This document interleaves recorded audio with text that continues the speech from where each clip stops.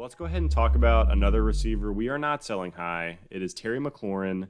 This guy has been lights out so far this season, the clear number 1, 2, and 3 option in this Washington passing game. This guy's matchup proof, and like a tough matchup against the Ravens. Dwayne Haskins is your quarterback.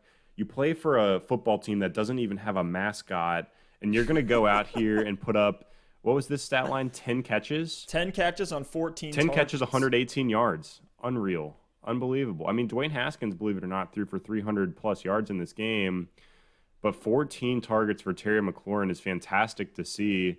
Is he a wide receiver 1 right now? Yeah, he's the wide receiver 8 on the year, and we could easily see him finish in that 8 to 14 range. I think McLaurin is a guy that you got to now plug in every single week. We have seen no evidence that McLaurin's slowing down at all whatsoever, and it's really a situation where he's getting this funneled volume. He's the one option on this team.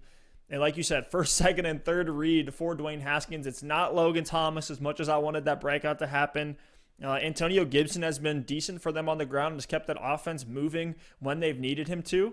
And even in a game that was mostly garbage time, we still saw McLaurin absolutely eat. So in all matchups, They're going to be in a lot of garbage time. A lot of garbage time for this team. And like we said, like this isn't the Washington team of last year where they're tanking and they're not gonna run the ball 30 times a game again. They're actually gonna try to compete. They're gonna try to move the ball. They're gonna pass. And I would not be surprised if Kyle Allen comes in. We saw what Kyle Allen was able to do with DJ Moore in Carolina. Able to give him Volume. a 1,200 yard season.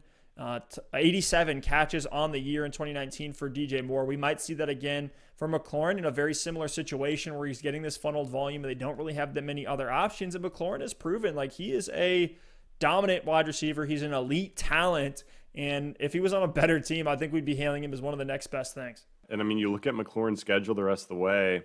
They get the Giants twice. They get the Cowboys twice. They get Detroit, Cincinnati, Seattle.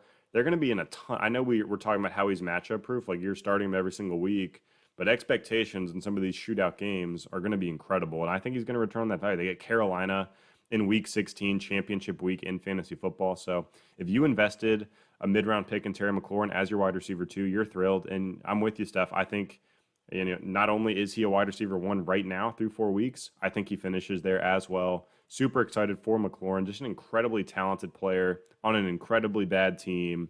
But, I mean, hey, they're still in contention in the NFC East, so who knows? Yeah, I think any team could win the NFC East at this point. A few other stats here on McLaurin. He has the highest route participation in the league. He's 4th in terms of snap share in the league amongst wide receivers.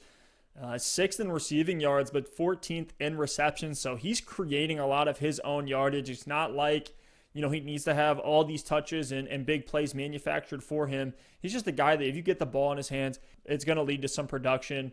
Is 11th in targets so far on the year with 25 of those. 25% target share, which is top 12 at the position. The sad thing is here, even though he's at number 1 in yards after the catch, McLaurin is 10th in the league in unrealized, uncaught, right, air yards. So, if you see that, that's so much room for regression. That's so much room for improvement from McLaurin. And one of those things in drafts is, hey, can this guy that we pick up, this guy on my roster, can he outperform where his ADP is? And McLaurin was one of those guys. We really liked him as a wide receiver 2, wide receiver 3 in drafts for this very reason. And now he's just delivering on that value.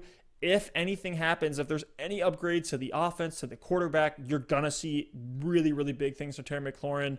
So I'm willing to put chips in on him. If somebody's willing to sell high on him, I'm willing to buy high on McLaurin.